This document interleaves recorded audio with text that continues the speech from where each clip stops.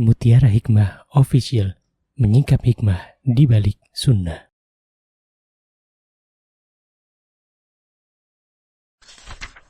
Salurkan donasi terbaik Anda untuk mendukung dakwah Mutiara Hikmah Official.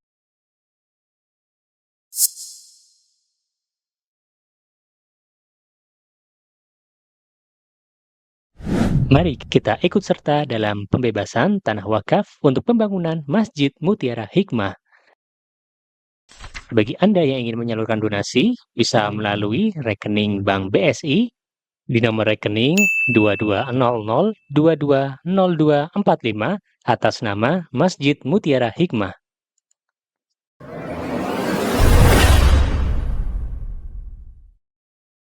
Ibu-ibu jamaah Majelis Taklim Syamilah, ya Masya Allah, di Masjid Abdurrahman bin Auf yang saya cintai karena Allah. Hari ini insya Allah kita akan melanjutkan kembali kajian kitab. Monggo silakan yang ada bukunya atau kitabnya silakan dibuka. Kita akan belajar tentang kitab yang berjudul Al-Wabilus Shayyib wa Rafi'ul Kalimut Thayyib, yang ditulis oleh Asy-Syaikh Al-Imam Abi Abdillah Muhammad bin Abi Bakar Ayyub Ibnul Qayyim Al-Jauzi, atau biasa terkenal dengan Ibnul Qayyim Al-Jauziyah. Dan hari ini kita akan belajar membahas tentang fikih azan. Ya, kita tidak akan membahas satu persatu tentang bagaimana tata cara azan, tetapi lebih kepada apa yang harus kita ucapkan ketika kita mendengar azan. Ketahuilah wahai saudariku bahwa di antara adab, ini penting banget nih. Ketika kita mendengar azan dikumandangkan, maka di antara adab yang harus kita semuanya lakukan adalah berhenti ketika kita sedang berbicara dengan makhluknya Allah. Ketika kita sedang berbicara dengan seseorang, berhenti dulu. Ya, kita dengarkan azan. Banyak ibu-ibu, baik itu kalangan ibu-ibu maupun di kalangan bapak-bapak, yang ketika mendengar azan masih asik ngobrol. Padahal jelas azan itu adalah bagian dari panggilan Allah Subhanahu wa taala. Dan ini perlu kita ajarkan juga kepada anak-anak. Ya, saya sering kalau pas adzan berkumandang, terus saya ketemu sama anak-anak di SATU. SATU itu sekolah alam tahfiz unggulan. Maka saya sering anak-anak saat lagi main gitu ya, main di playground tuh saya tanya, duduk nak, sini duduk Mustadizah, duduk, ada azan. Anak-anak duduk bu, nurut, Masya Allah anak-anak itu, Masya Allah. Kalau kita arahkan mereka itu mau. Duduk. Sekarang ada azan, dengarkan ya. Allahu Akbar, Allahu Akbar. Apa tadi kata muadzin? Yuk bareng-bareng yuk. Allahu Akbar, Allahu Akbar. Mau? Masya Allah. Jadi kita sebagai seorang ibu tuh ajarkan ini kepada anak-anak. Ustazah, gimana kalau anak saya masih bayi? Tidak apa-apa. Anak-anak walaupun mereka usianya masih bayi, mereka tuh sudah mendengar. Bahkan anak kita yang misalnya ibu-ibu hamil nih, ketika kita mendengar azan, kita ajarkan, tidak apa-apa. Ibu-ibu lagi hamil, ada azan, ibu-ibu diam. Ibu-ibu ya mengikuti apa yang disebutkan oleh muadzin. Allahu Akbar, Allahu Akbar. Ibu-ibu, Allah, dek, ayo kita bareng-bareng ya. Kita ikuti apa kata muadzin. Allahu Akbar, Allahu Akbar. Masya Allah. Dan ibu-ibu tahu, ketika kita sudah membiasakan hal tersebut kepada anak-anak kita, dan anak-anak kita pun diberikan taufik oleh Allah Subhanahu wa taala untuk menyambut panggilan azan. Ketika ada muadzin, mereka mendengar azan, mereka pun mengikuti apa kata muadzin. Kemudian kita meninggal dunia, sedangkan anak kita melanjutkan apa yang sudah kita biasakan. Maka wallahi ketika kita berada di kubur, terbujur kaku di kubur, sudah tidak lagi bisa menemani anak kita ketika adzan berkumandang di dunia ini, di buminya Allah Subhanahu wa taala. Aliran pahala akan disampaikan kepada kita. Kita mendapatkan pahala menjawab apa yang diucapkan oleh muadzin. Kenapa? Karena anak kita melanjutkan kebaikan dari apa yang pernah kita biasakan. Jadi Masya Allah, seorang ibu itu luar biasa loh, pahala jariahnya banyak. Dimulai dari hal-hal yang kecil. Ya tadi, mendengar azan, Kita katakan kepada anak-anak, "Nak, ayo nak, ya ikuti umah ya, ikuti ibu ya, ada azan, jangan ribut dulu, diem." Ya. Nah, bagaimana anak mau belajar untuk menjawab apa yang diucapkan oleh muadzin kalau orang tuanya saja ada azan justru rame? Orang tuanya ketika ada azan justru malah ngobrol dengan suaminya misalnya. Ya, ibunya, ayahnya tidak pernah mencontohkan, memberikan teladan yang baik. Maka takutlah kepada Allah Subhanahu wa taala dengan amanah yang Allah berikan ini. Di kita menjadi teladan ibu-ibu. Ya minimal kalaupun kita belum bisa berdakwah kepada orang lain, maka minimal kita menjadi teladan di keluarga kita masing-masing. Dan kita pun bisa beramar ma'ruf nahi mungkar kepada teman-teman kita ketika kita sedang berkumpul bersama-sama, kemudian muadzin mengumandangkan azan dan kita pun turut mengikuti apa yang disebutkan oleh muadzin. Baik, qala al-muallif rahimahullahu taala al-faslu at-tasi' fi adhkaril adhan fi as-sahihaini an Abi Sa'idin qala Rasulullah sallallahu alaihi wasallam. Dari Abu Sa'id, beliau berkata, dijelaskan di dalam As-Sahihain. Kalau di sini disebutkan As-Sahihain berarti hadis ini diriwayatkan oleh Sahih Bukhari dan Sahih Muslim. Ditulis di kitabnya Syekh Ibnul Qayyim Al-Jauziyah berkaitan dengan Adhkarul Adhan, idza sami'tumun nida faqulu mithlu ma yaqulul muadzin. Itu di kitab atau di Sahih Imam Bukhari dengan nomor hadis 611 dan Sahih Imam Muslim dengan nomor hadis 383. Kalau teman-teman punya kitab di rumah, ya kitab Sahih Bukhari atau Sahih Muslim, dibuka. Kitab yang teman-teman miliki di rumah itu bagian dari amanah dari Allah Subhanahu wa taala. Jangan jadikan hanya sebagai pajangan ya akhwat. Ya kan kadang ada tuh orang berbangga-banggaan, saya punya Sahih Bukhari, saya punya Sahih Muslim. Tapi ternyata itu Sahih Bukhari masih dalam keadaan apa bu? Plastiknya belum dibuka, iya enggak? Jadi yang namanya kitab itu, buku itu bukan sebagai pajangan berbangga-banggaan, dibaca, enggak apa-apa. Ya. Boleh enggak kalau kita belum ngerti bahasa Arabnya kita beli yang bahasa Indonesia? Boleh, terjemahannya boleh. Yang jelas dibaca, diamalkan, itu jauh lebih baik daripada hanya sekedar punya dan kita pajang. Karena ada jamaah tuh yang begitu. Ya Masya Allah. Sampai akhirnya suatu hari ketika beliau butuh uang, itu kitab dijual. Ya, masih bersegel, belum dibuka. Masya Allah. Namanya kitab, saya tuh sedih ya teman-teman. Saya sedih banget kalau mendengar ada seorang ustadz, ya ada seorang dai, ya, yang menjual beberapa kitabnya karena memang ada kebutuhan. Ya Allah, sedih. Ya, kenapa saya sedih? Karena bagi para dai, bagi para ustadz, kitab buku itu makanan. Ya, maksudnya makanan bukan untuk dimakan ya, tapi untuk ditelaah gitu loh. Ya ada. Ya, kami pernah mendapati ada seorang ustadz dan seorang beliau sebagai seorang dai juga menjual ya beberapa kitab beliau karena memang beliau ada kebutuhan, insyaallah. Semoga Allah Azza wa Jalla memberikan kepada beliau kekuatan dan semoga Allah Azza wa Jalla menuntaskan segala keperluan beliau. Amin. Allahumma amin. Baik, kita lanjut ya. Jadi As-Sahihain itu maksudnya adalah Sahih Bukhari dan Sahih Muslim. Qala Rasulullah sallallahu alaihi wasallam. Rasulullah sallallahu alaihi wasallam bersabda, "Idza sami'tumun nida", kalau kalian mendengar an-nida itu panggilan.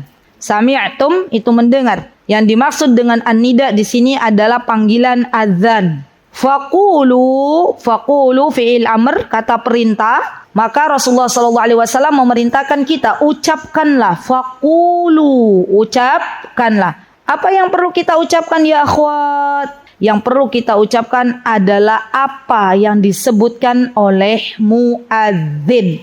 Ya nanti ada ya pengecualian di kalimat hayya 'alas shalah, hayya 'alal falah.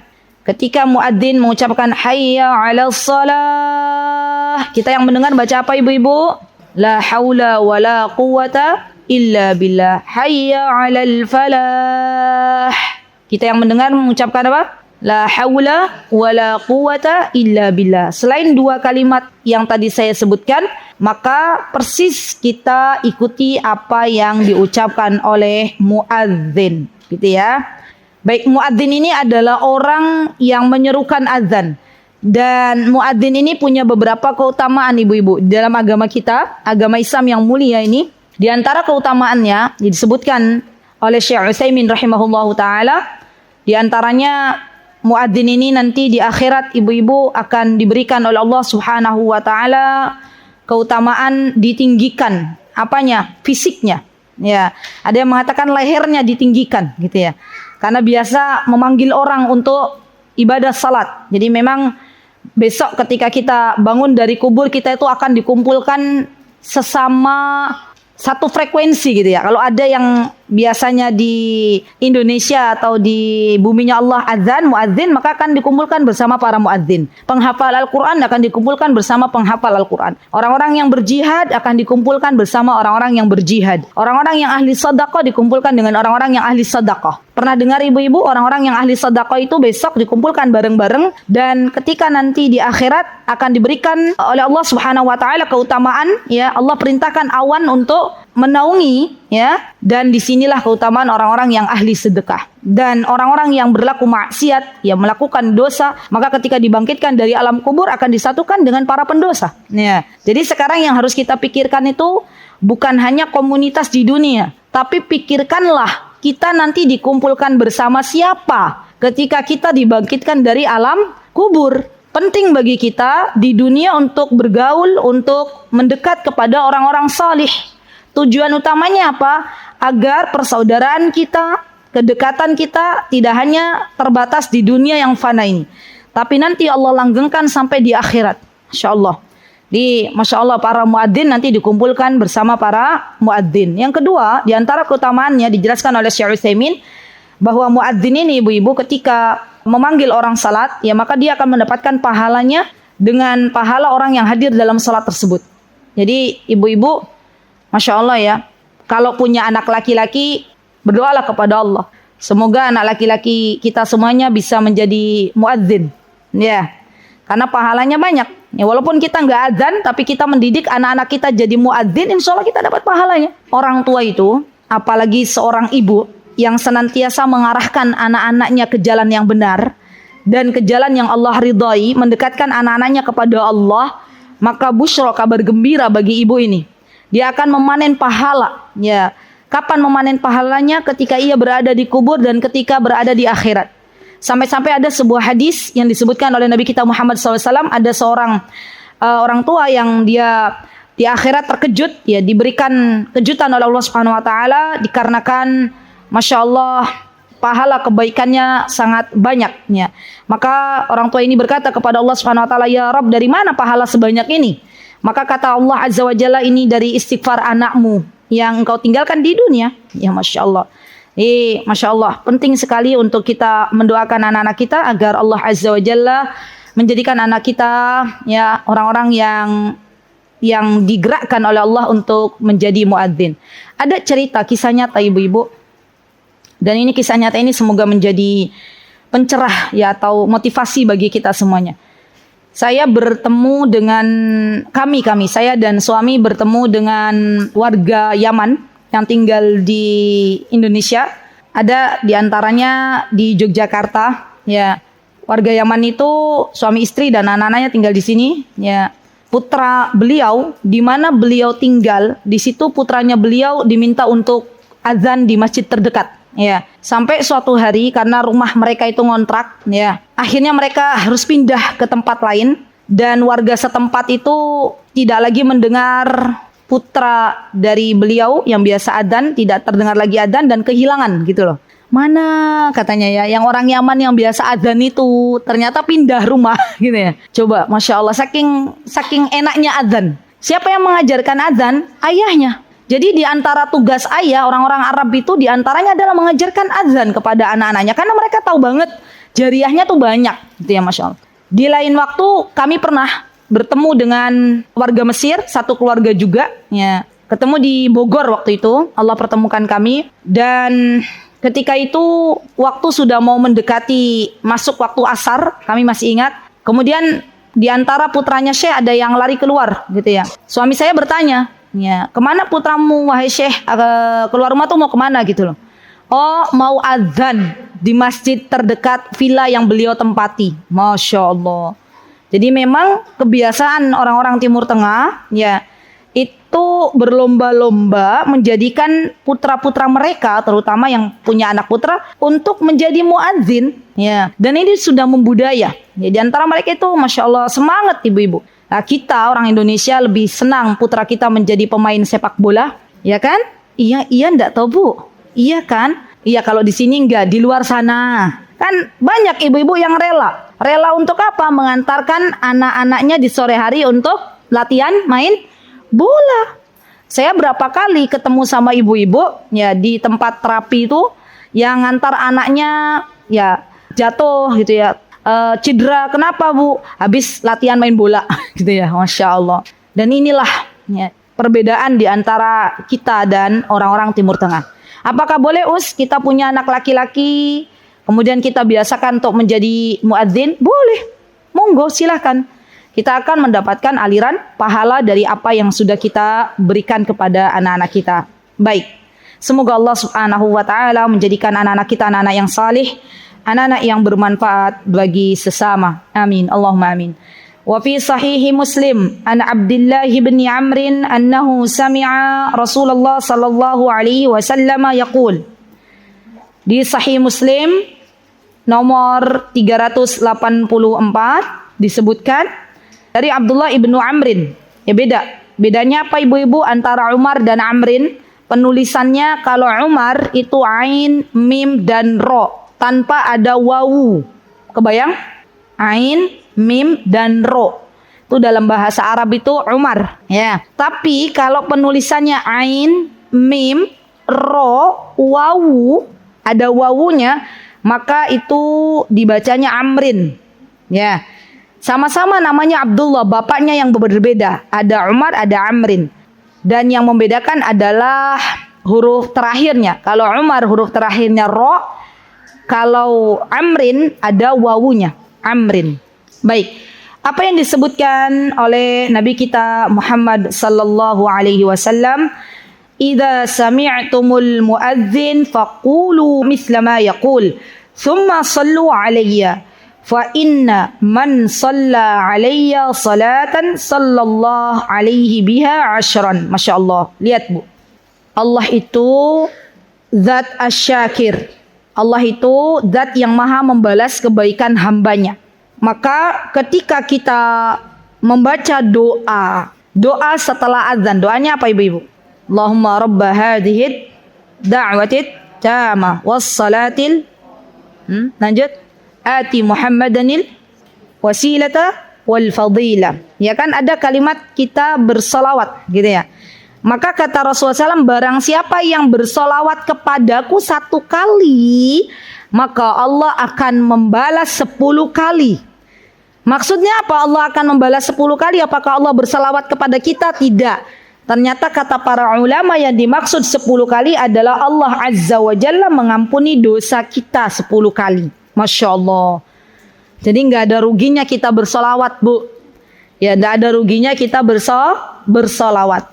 Termasuk diantaranya juga ketika kita mendengar azan, maka ucapkanlah apa yang disebutkan oleh muadzin. Atau dalam kalimat adzannya sendiri, Allahu Akbar, terus asyhadu an la ilaha illallah wa asyhadu anna. Nah itu ada kalimat, kita ikuti, kita katakan bahwa Nabi kita Muhammad SAW adalah utusan Allah. Baik. Thumma sallallahu li al-wasilah. Dan mintakan kepada Allah Subhanahu wa ta'ala untukku al-wasilah. Ya.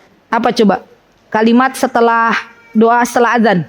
Wa ba'athu mahmudan alladhi wa'adta. Enggak, yang ada kalimat wasilahnya. Ati Muhammad al-wasilah. Gitu kan ya, ada ya? Al-wasilah. Kita meminta kepada Allah Subhanahu wa taala untuk Nabi kita Muhammad sallallahu alaihi wasallam al-wasilah. Fa innaha manzilatun fil jannah. Masya Allah. Dan yang dimaksud dengan wasilah di sini adalah sebuah tempat tinggal, manzil atau sebuah rumah yang berada di surganya Allah Subhanahu wa taala. La tambaghi illa li'abdin min ibadillah warju an akuna anahu faman sa'ala li al-wasilah halat li lahu syafa'ah. Masya Allah ya akhwat. Jadi di sini kata Rasulullah, barang siapa yang memintakan kepada Allah Subhanahu wa taala al-wasilah untuk Nabi kita Muhammad sallallahu alaihi wasallam, maka bonusnya kita akan mendapatkan syafaat dari Nabi kita Muhammad sallallahu alaihi wasallam. Ibu-ibu, pengen enggak di akhirat kita mendapatkan syafaat? Semua orang, terutama umatnya Nabi kita Muhammad sallallahu alaihi wasallam itu berlomba-lomba mencari syafaat. Bahkan setiap umat, para nabi yang Allah Azza wa Jalla turunkan, para rasul yang Allah Azza wa Jalla turunkan, ketika nanti di akhirat mereka semuanya akan mencari yang namanya syafaat. Apa sih syafaat itu? Syafaat itu kalau secara definisi bahasa artinya adalah genap, atau lawan dari kata witir, lawan dari kata ganjil, asy-syafa'. Syafa'ah itu diambil dari kata asy-syafa'. Asy-syafa' dalam bahasa Arab itu diddul witr. Ya, kalau syafa' itu genap, witir itu ganjil. Lah, kalau secara definisi secara syariat atau definisi secara istilahan, asy-syafa'ah itu artinya adalah perantara yang memintakan kepada Allah Subhanahu wa taala agar dimasukkan ke dalam surganya. Kalau di Indonesia saja biasanya terkadang ada beberapa peristiwa di mana seorang ibu ingin memasukkan anaknya ke sebuah instansi atau ke sebuah lembaga atau ke sebuah perusahaan untuk menghasilkan pekerjaan, mendapatkan pekerjaan, biasanya nyari orang apa, Bu? Orang dalam, ordal, ya kan? Kemudian orang dalam itu biasanya memberikan rekomendasi enggak? Iya, ya kan? Oke, namamu siapa? Oh, ternyata kamu masih saudara saya toh, masuk, gitu kan? Itu udah biasa loh di tempat kita ini. Ya. Padahal sebenarnya itu tidak diperbolehkan, ya. Nah, nanti di akhirat ini yang diperbolehkan, silakan kita mencari syafaatnya. Maka kalau kita pengen diberikan syafaat oleh Allah Subhanahu wa taala melalui Nabi kita Muhammad sallallahu alaihi wasallam, maka di antaranya yang perlu kita istiqomahkan, tolong ditulis ya akhwat, PR. Yang perlu kita istiqomahkan adalah membaca apa yang diucapkan oleh muadzin terlebih dahulu, baru kemudian kita membaca doa setelah azan. Jadi bukan hanya membaca doa setelah azan, tapi di dalam hadis ini disebutkan kita pun diperintahkan untuk mengucapkan apa yang diucapkan oleh para muadzin, gitu ya. Ini penting nih. Dan ibu-ibu tahu, di antara umat Rasulullah SAW yang mendapatkan syafaat dari Allah Azza wa Jalla melalui Nabi kita Muhammad SAW adalah umatnya Rasulullah SAW yang ditakdirkan oleh Allah Azza wa Jalla diberikan hadiah di muka buminya Allah untuk tinggal di kota Madinah. Masya Allah ya. Jadi orang yang tinggal di kota Madinah itu, ibu-ibu, itu adalah orang-orang yang terpilih. Siapa yang memilih? Allah. Apalagi di akhir zaman, ya, hanya orang-orang yang terpilih yang ada keimanan di dalamnya yang berhak menempati kota Madinah. Jadi nanti kota Madinah ini akan dibersihkan oleh Allah dari orang-orang munafik. Orang-orang yang di dalam hatinya masih ada kemunafikan, Allah keluarkan dari kota Madinah. Kota Madinah ini adalah sebuah kota yang hanya akan ditempati oleh orang-orang beriman. Bahkan di akhir zaman iman itu akan kembali ke kota Madinah. Dan ibu-ibu tahu orang-orang yang tinggal di kota Madinah tuh di sana itu jangan dipikir hanya enaknya saja, gitu kan ya? Kan banyak tuh di antara kita, saya mau pengen tinggal di kota Madinah, lah kenapa? Enak, mau ke Raudhah asal ke Raudhah gitu ya. Mau ke Masjid Nabawi, ke Masjid Nabawi. Yang saya temui beberapa akhwat yang sudah lama tinggal di kota Madinah, mereka itu ketika bercerita, mereka bercerita bukan hanya sukanya saja, tapi mereka juga bercerita tentang dukanya tinggal di kota Madinah. Teman-teman tahu cuaca di sana lebih ekstrim daripada kota Mekah. Kalau di kota Mekah, ya kita masih bisa menahan panas yang ada, dingin yang ada. Di kota Madinah itu lebih dingin. Cuacanya ekstrim, panasnya panas sekali. Ya, Rasulullah SAW sampai menjelaskan kota Madinah ini ketika panas, panasnya luar biasa, panas pakai banget gitu ya. Sampai saya pernah ceritakan kan kalau teman-teman, kalau pas lagi musim panas di kota Madinah, pas lagi puncaknya itu bisa sampai 50 derajat atau 52 derajat. Terakhir kemarin ketika bulan Dzul Hijjah, ya, setelah hajian, yaitu waktu maghrib saja cuacanya 42. Maghrib itu teman-teman. Di Indonesia 42 pernah nggak? Belum ya. 37 aja warga Indonesia sudah mulai, warga Jogja terutama ya, sudah mulai kepanasan. Ya. Jadi panasnya tuh pakai banget. Sampai kalau teman-teman nggak tahan, orang-orang kita ini sampai mimisan. Ya. Jadi kalau keluar dari hotel tuh udah kayak di oven aja.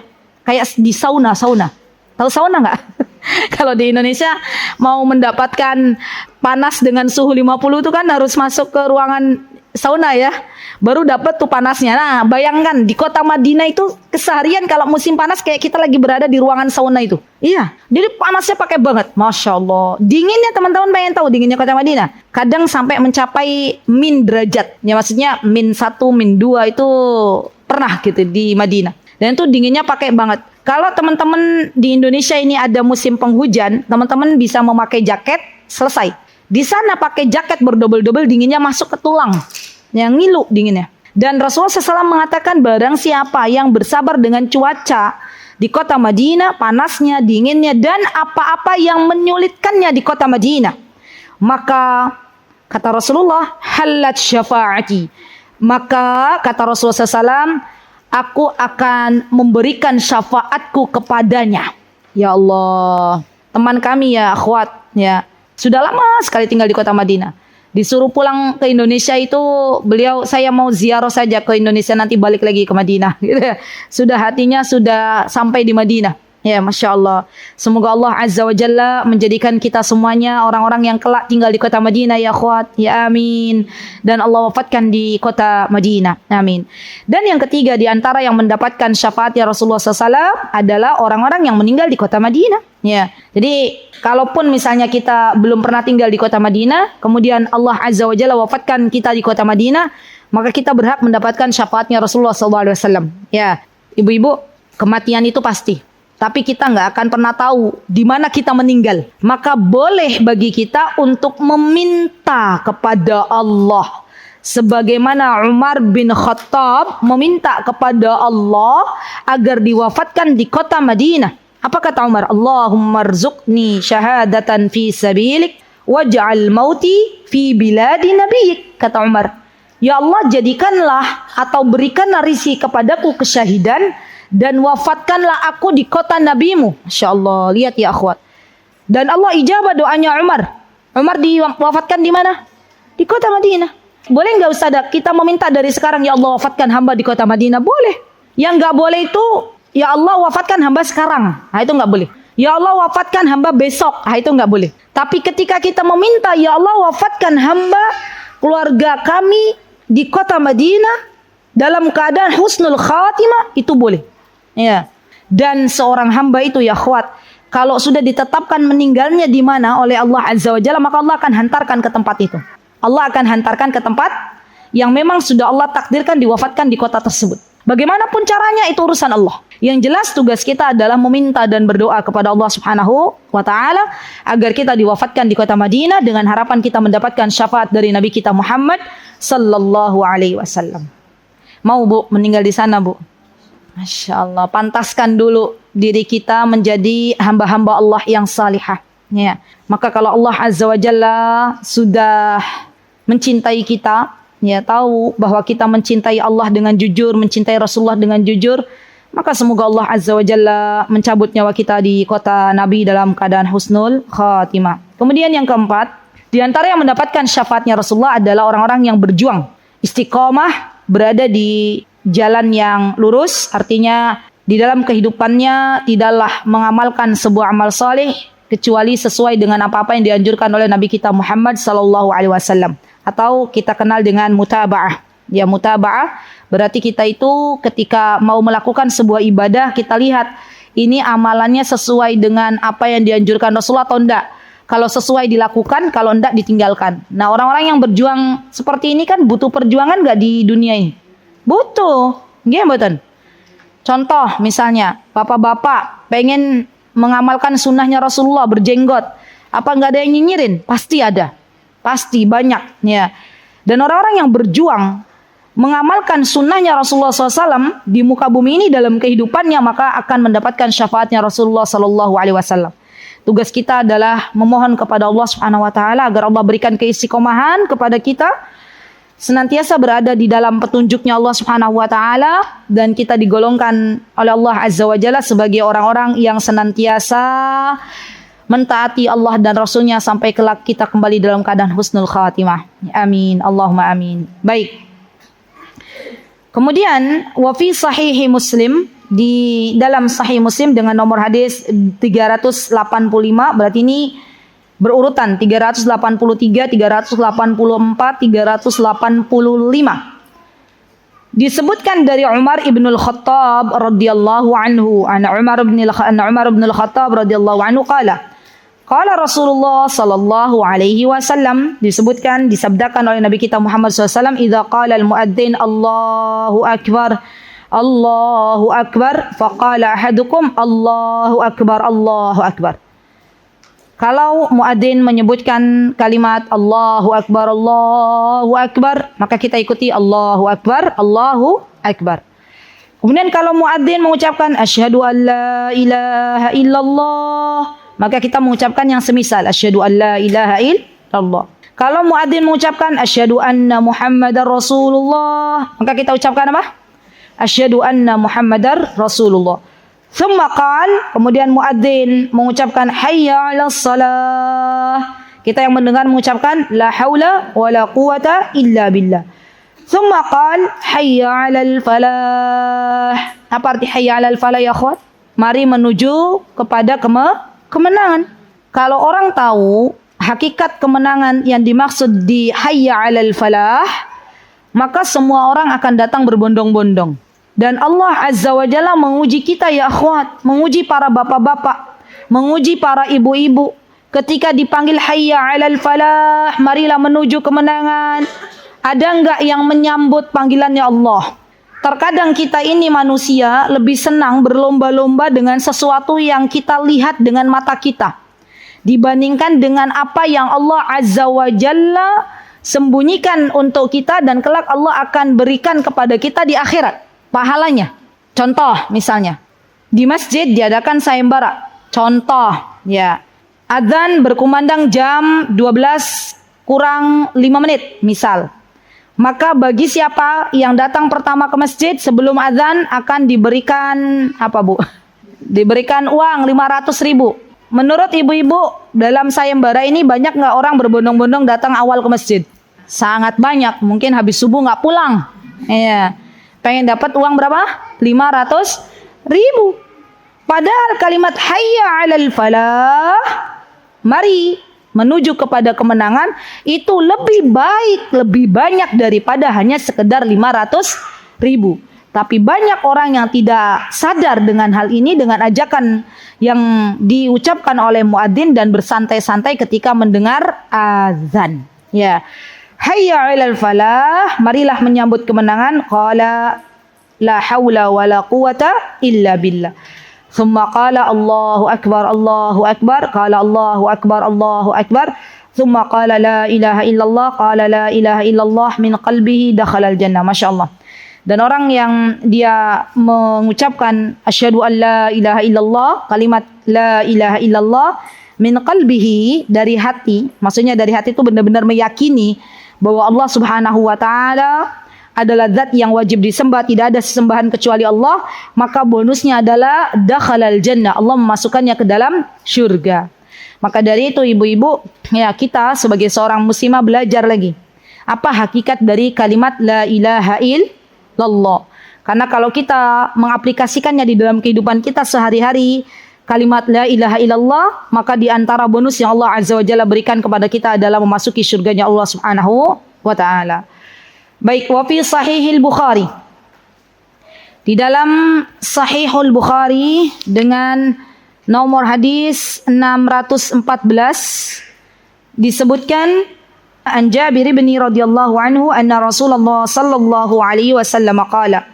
Dari Jabir radhiyallahu anhu, Rasulullah sallallahu alaihi wasallam bersabda, "Man qala hina yasma'un nida", barang siapa yang ketika dia mendengar adzan kemudian mengucapkan setelah adzan selesai, "Allahumma rabba hadhihi ad-da'wati tamma was salatul qa'imah. Ati Muhammadanil wasilata wal fadilah wab'athu maqaman mahmudan alladhi wa'adta halat lahu syafa'ati yaumal qiyamah. Orang-orang yang membaca doa setelah adzan, maka Rasulullah sallallahu alaihi wasallam akan memberikan kepadanya syafaat pada hari kiamat. Dan beberapa amal salih ya akhwat yang akan memberikan syafaat kepada kita. Kalau tadi kan ketika kita membaca doa setelah adzan yang memberikan syafaat kepada kita siapa? Rasulullah. Ketika kita bersabar dengan panas dan dinginnya serta apa-apa yang ada di kota Madinah yang memberikan kepada kita siapa syafaatnya? Rasulullah. Ketika kita meninggal di kota Madinah yang memberikan syafaat kepada kita siapa? Dan tidaklah Rasulullah SAW memberikan syafaat kepada kita kecuali atas izin Allah Subhanahu wa Ta'ala. Jadi di antara syarat orang bisa memberikan syafaat, siapapun bisa memberikan syafaat pada hari kiamat, itu di antara syaratnya kata para ulama adalah diizinkan oleh Allah Subhanahu wa Ta'ala, mendapatkan izin dari Allah Subhanahu wa Ta'ala. Dan beberapa amal salih akhwat yang akan memberikan syafaat kepada kita pada hari kiamat, di antaranya adalah ketika seseorang banyak di dunia ini membaca Al-Quran, ya, banyak membersamai Al-Quran, baik itu untuk dibaca, dihafal, diamalkan, ditadabburi, ya, setiap harinya tidak jauh-jauh dari Al-Quran, ya. Al-Quran ini menjadi penyejuk mata bagi kehidupannya. Dan Al-Quran ini bukan hanya dibaca di bulan Ramadan, tapi sudah menjadi keseharian, ya, dinikmati dalam membacanya, ditadabburi dalam maknanya, diamalkan isi kandungannya dan dihafalkan ayat-ayatnya. Maka kelak Al-Quran ini akan berbicara kepada Allah Subhanahu wa Ta'ala pada hari kiamat dan meminta kepada Allah agar Allah Azza wa Jalla memberikan syafaatnya kepada sahibnya, kepada orang yang senantiasa membersamai Al-Quran. Ini di antara yang akan memberikan syafaat kepada kita pada hari kiamat adalah Al-Quran. Tentunya atas izin Allah Subhanahu wa Ta'ala. Dan teman-teman tahu, kalau kita pengen tahu seberapa besar cintanya Allah kepada kita, kan kita nggak tahu tuh, kita mencintai Allah. Tapi kita nggak tahu apakah Allah mencintai kita. Ada yang tahu teman-teman di sini? Apakah Allah mencintai teman-teman semuanya? Apakah Allah mencintai kita? Nggak ada yang tahu. Wallahu ta'ala a'lam. Tapi para ulama membuat sebuah barometer, sebuah tanda bahwa ketika Allah Azza wa Jalla mencintai kita, maka kita akan didekatkan dengan Al-Quran. Jadi kecintaan Allah kepada diri seorang hamba itu berkaitan, berhubungan dengan seberapa besar cintanya seorang hamba kepada Al-Quran. Seberapa banyak berinteraksinya seorang hamba dengan Al-Quran. Disitulah Allah Azza wa Jalla mencintainya. Jadi kalau kita masih jauh dengan Al-Quran, maka ketahuilah, ya, kita masih jauh dari cintanya Allah Azza wa Jalla. Kalau kita setiap hari disibukkan dengan Al-Quran, belajar tahsin walaupun tidak bisa-bisa, ya, menghafal Al-Quran walaupun tidak hafal-hafal, tapi menghafal, mencoba untuk menghafal ayat satu kita hafal hari ini, besok sudah lupa, ya, besoknya lagi kita hafal, besoknya lagi lupa, terus ketahuilah Allah tuh sedang mencintai Anda, Allah sedang mencintai kita. Jadi di depan Allah itu ya akhwat, yang dinilai itu bukan seberapa banyak hafalan kita, bukan seberapa bagus tahsin kita, tapi seberapa besar keistiqomahan kita bersama Al-Quran. Subhanallah. Maka dari itu bersyukurlah kepada Allah. Ini harus kita syukuri. Ketika Allah Subhanahu wa Ta'ala memberikan kepada kita kesempatan untuk terus belajar, terutama belajar Al-Quran. Ibu-ibu yang awalnya belum bisa huruf hijaiyah, belajar. Walaupun bacaannya masih ya ta-ta-ta, masih terbata-bata, tapi ketahuilah sesungguhnya Allah mencintai Anda. Wallahi Allah mencintai Anda. Kenapa? Karena Allah senantiasa memberikan kesempatan kepada Anda untuk belajar Al-Quran. Ya. Yang menyedihkan itu orang sudah diberikan oleh Allah Azza wa Jalla, ya, ilmu tentang Al-Quran, bacaannya sudah bagus, tapi tidaklah Al-Quran ini dibaca kecuali pada bulan Ramadan. Ini yang paling sedih. Ya. Dan semoga Allah Azza wa Jalla menjadikan Al-Quran ini hujjah semuanya bagi kita semuanya, bukan kepada kita. Allahumma ja'alil Qur'ana hujjatan lana la alaina. Allahumma ja'alil Qur'ana syafi'an lana yaumal qiyamah. Kita memohon kepada Allah semoga Al-Quran ini menjadi syafaat memberikan syafaat kepada kita di hari kiamat. Kemudian ada amal salih yang akan memberikan syafaat, diantaranya adalah puasa. Masya Allah ya teman-teman. Saya itu pernah berjumpa dengan salah satu hamba Allah yang Allah mudahkan baginya berpuasa Daud. Tahu puasa Daud kayak mana?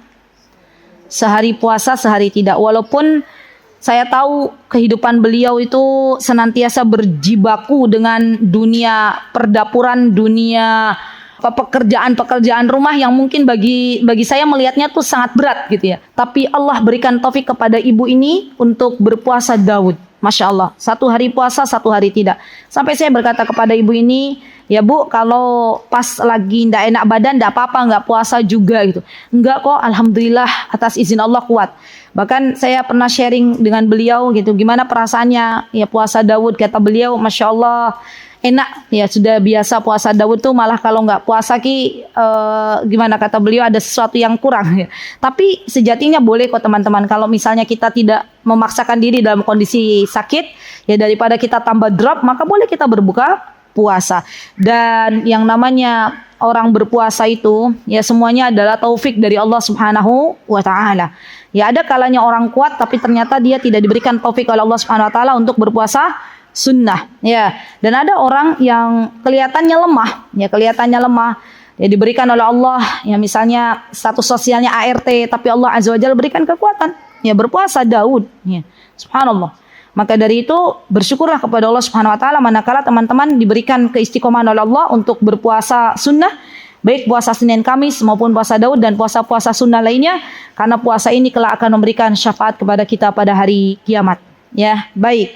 Kemudian ya akhwat, ini ada beberapa hadis tapi hampir sama. Ya, wa fi sunnah ba'di ashabin Nabi sallallahu alaihi wasallam akhadha fil iqamah falamma an qala qad matis salat qala Nabi aqamaha Allah wa adamaha. Fa hadha khamsi sunnah al-adhan ijabatu wa qawlu raditu billahi rabba bil islam ya Muhammadun sallallahu alaihi wasallam hina yasma'u at-tashahhud wa su'alullah ta'ala rasulullah al-wasir wa fadil wa salatu alaihi wa du'a li nafsi masya. Oke, ada tambahan. Jadi nanti SOP-nya setelah kita mendengar muadzin membaca apa yang dibacakan, kita mengikuti, baru kemudian setelah itu kita berdoa dengan doa yang tadi, Allahumma rabba hadhihi ad-da'wati tamah was salatil qa'imah. Terakhir setelah kita membaca Allahumma rabba hadhihi ad-da'wah, maka terakhir adalah kita berdoa, memperbanyak doa, karena setiap orang, setiap hamba Allah yang dia meminta kepada Allah di antara adzan dan iqamah, berarti setelah adzan dikumandangkan dan sebelum iqamah dikumandangkan, bainal adzan wal iqamah, maka ini adalah waktu mustajab untuk kita berdoa. Gunakan waktu ini dengan baik, jangan dibuang-buang. Kadang kita itu berputus asa berdoa, tidak juga Allah kabulkan, maka jangan berputus asa. Carilah waktu ini. Ya, carilah waktu bainal adzan wal iqamah dan berdoalah kepada Allah, minta kepada Allah Subhanahu wa taala atas apa yang kita harapkan. Kalaulah Allah Azza wa Jalla belum berikan kepada kita, berarti Allah Azza wa Jalla tahu apa yang terbaik untuk kita. Berbaik sangkalah kepada Allah, karena Allah adalah zat yang tidak akan pernah mengecewakan hambanya. Ya, terkadang ada hamba-hamba Allah yang meminta A, meminta B, meminta C, tapi ternyata menurut Allah yang terbaik D. Ya, maka Allah berikan D kepada kita. Ya, Allah zat yang maha tahu apa yang terbaik bagi hambanya. Maka kita nggak boleh bersuudzon kepada Allah. Ya Allah, saya meminta ini kok nggak dikasih-kasih.